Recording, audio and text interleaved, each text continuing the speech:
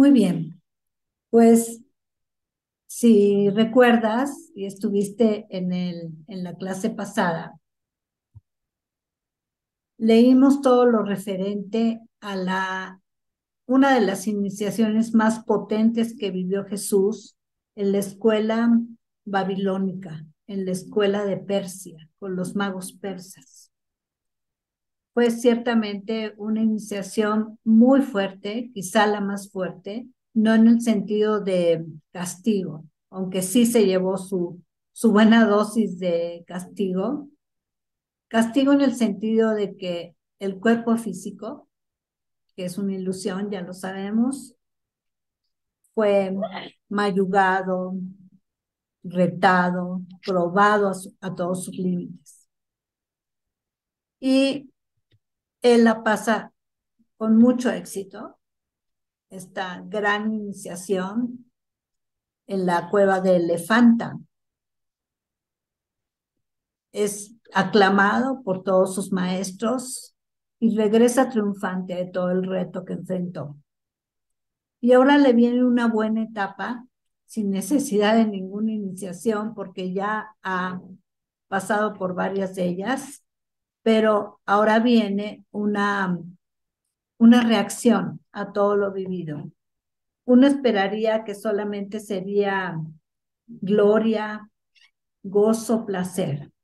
Sin embargo, no. Sin embargo, va a ocurrir algo bien diferente. Entonces dice, Egipto, madre de las religiones. ¿Cómo podría alguien que nunca fue tan bueno para la redacción hacer conocer toda la profundidad del placer que inunda el ser físico después de haber completado con éxito los misterios persas? A través de las edades, el mensaje era tan claro. Dentro de su propio corazón, mente y voluntad, el hombre puede escoger entre lo bueno y lo malo. Tan bella es la revelación. El poder del pensamiento es la fuerza casi divina en la vida del hombre. Es más grande que el poder de la carne. Tan acrecentadora es la verdad. El yo puro es mantenido bajo cautiverio por el yo carnal. Tan vívida es la representación. Todo hombre depende, a fin de cuentas, totalmente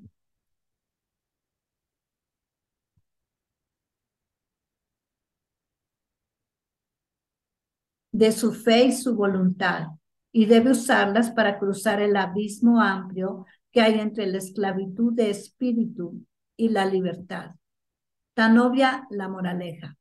Al final, incluso el smorg divino, el símbolo del impulso eterno hacia la perfección humana, la fuente del poder del espíritu que está dentro de la mente y el cuerpo, esta guía y compañía amistosa debe finalmente abandonar a aquel que quiere conquistar el acto final de fe completa y creencia y moverse hacia el gran abismo.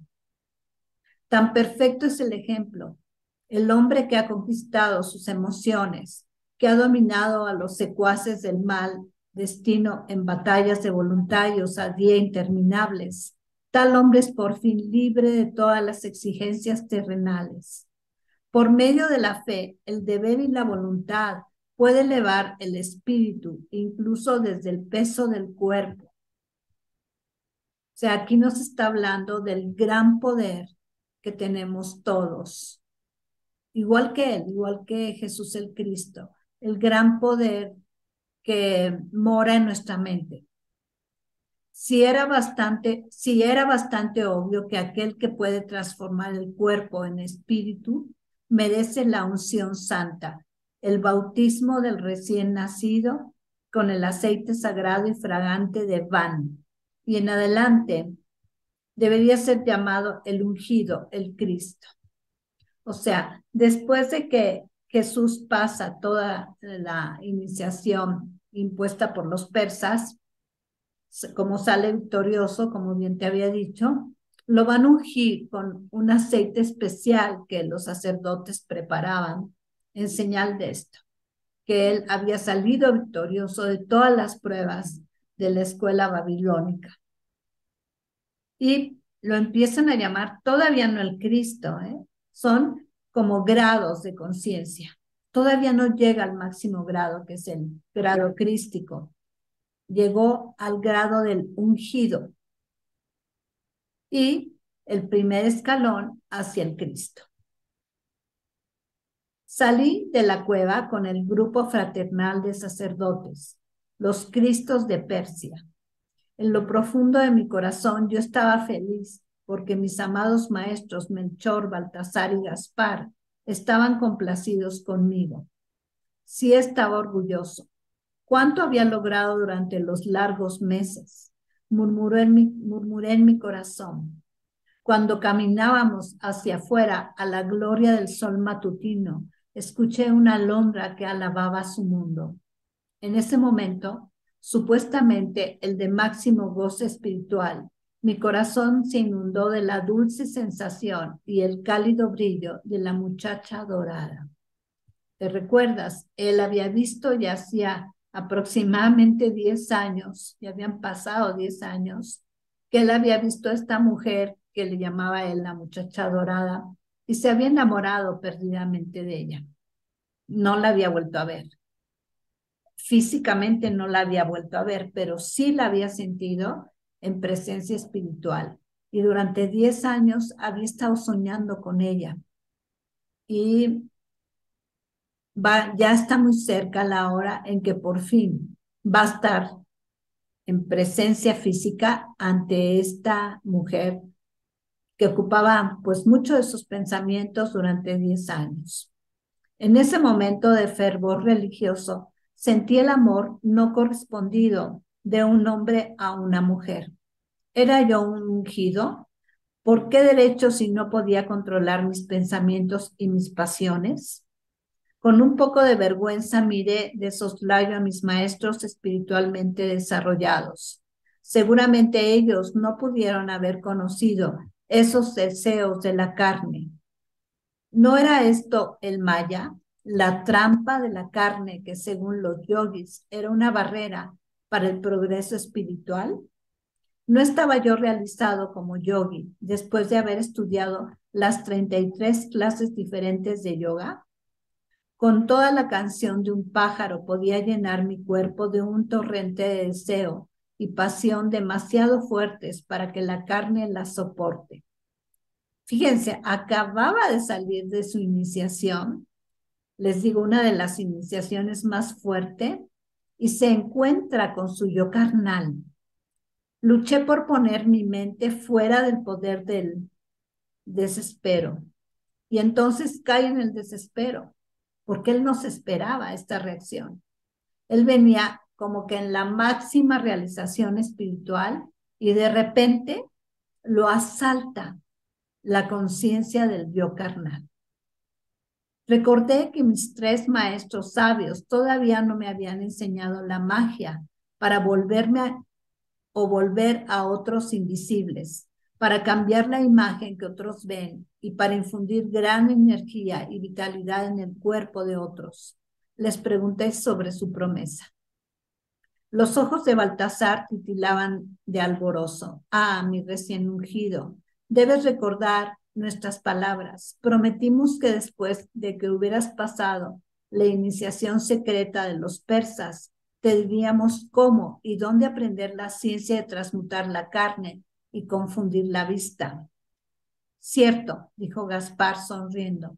Te diremos cómo y dónde puedes aprender esta ciencia. Pero recuerda, no es el estilo del iniciado ayudar a alguien sin que él primero pida la ayuda. Entonces os pido, ¿cómo y dónde puedo aprender esta elevada ciencia? La voz poderosa de Melchor produjo la respuesta. Con 7 años de estudio en los templos de la madre de las religiones, ¿en Egipto? Sí, Egipto es la madre de las religiones. El druidismo es el padre. Todas las religiones tomaron de ellos un vástago para trasplantarlo en un suelo extranjero.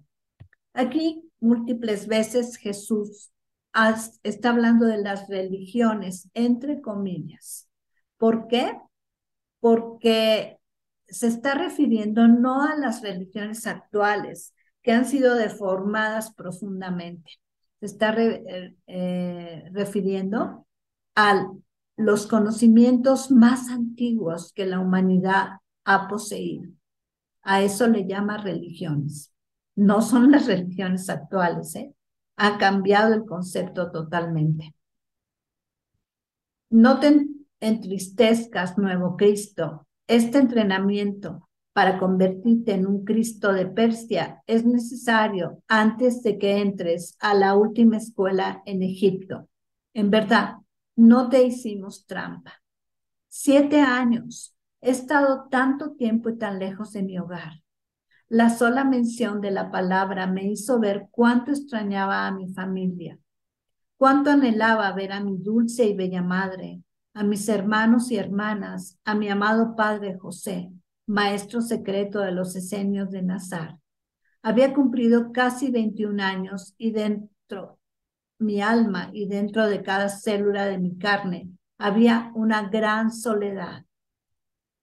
O sea, primero lo invade la conciencia del deseo carnal y ahora cae en esta profunda tristeza, en esta soledad profunda, que como dice, cada célula de su cuerpo la sentía. Esta soledad era tan grande y dolorosa que me recordó mis pensamientos anteriores, que no era digno de estar en el sendero espiritual. Sí, yo era espiritual. ¿Cómo podía sentir el tirón de las cosas? Si yo era espiritual, ¿cómo podía sentir el tirón de las cosas carnales?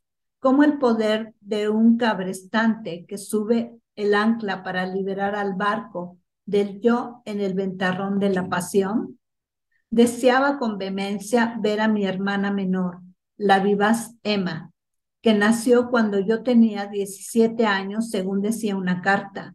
Nacida en verdad en la época en la que sacerdotes furiosos me expulsaron de la Britania druida. ¿Para qué? ¿Para qué en verdad? Scacus tenía mi espada dorada. ¿Qué tal si le ordenaron que me la devolviera cuando me mereciera el más alto honor? ¿Cómo podría merecer tal honor? ¿No había pasado ya todas las pruebas de las religiones externas y secretas? ¿No había sido bautizado? ¿No era un ungido? Seguramente no podría haber grados más altos que esos. Pero mientras razonaba así en mi mente, me di cuenta de mi error. Todavía no se habían explicado demasiadas cosas. Demasiados poderes no eran míos todavía. Porque, aunque a veces podía curar, no podía prevenir mi propia enfermedad o curarla. ¿Era yo en verdad el hijo carnal de José? ¿Cuál era el significado de las piedras inútiles del templo druida? No, aunque no era digno, se me había dado algo de la magnificencia de la verdad espiritual. ¿Qué era yo sino un esenio parcialmente entrenado que busca la verdad de Dios? A causa de mi indignidad, ¿no debería abandonar ahora la búsqueda? Grité en medio de mi desesperación aparentemente inútil y me desplomé sobre el sendero. Al hacerlo, me desprecié a mí mismo. Primero, porque exhibía la debilidad emocional de un niño. Segundo, porque ensucié la túnica ceremonial con el barro de las colinas. O sea, de plano se cayó al piso, de desesperación. Aparentemente, nadie se dio cuenta o no les importaba cuando les confesé mi indignidad a mis 3 maestros sabios y sollozando les hablé de mi pasión. Cuando pude organizar las palabras, grité de nuevo, ¿cuánto tiempo? ¿Cuánto tiempo? ¿Alguna vez llega el candidato a ser digno? Pregúntale a Gaspar, dijo Baltasar, él es más excelso y más digno que yo. Cuando volví mi rostro manchado de lágrimas a Gaspar, él contestó en su amable estilo, pregúntale a Melchor, él es más excelso y más digno que yo. Melchor me miró y encogió sus hombros enormes. Pregúntale a Scacus, él es más excelso y más digno que yo. Un escalofrío interior recorrió mi ser. ¿Podría ser posible? ¿Podría Scacus, el druida egipcio, Scacus, el cruel y vengativo? ¿Podría ser el más excelso que mis amados sabios de Oriente? Él solo pensar en ello me daba escalofrío. Pregúntale que, preguntarle qué a Escacus. Su voz estaba junto a mi codo, donde como por arte de magia se había aparecido en menos de un abrir y cerrar de ojos. Aunque todo mi ser se rebelaba contra él, le pregunté, ¿cuánto tiempo dura el entrenamiento? El candidato, ¿alguna vez llegaré yo a ser digno? Sonrió y dijo en su exasperante manera, pregúntate a ti mismo, tú tienes todas las respuestas. Antes de poderme recuperar de la sorpresa de una respuesta tan insensible, él agregó, o pregúntale a los sacerdotes de On. On era un templo cerca del río Nilo, un templo dedicado a algunos de los dioses principales de Egipto. Miré alrededor de las colinas persas y la imposibilidad de su insinuación me causó enojo. Le disparé las preguntas con rabia. ¿Cómo puedo preguntarles? Con mis manos y mis ojos mostré el vacío y el espacio. Su voz áspera conllevaba una pizca de triunfo y risa. Primero que tus maestros te enseñen la religión egipcia externa.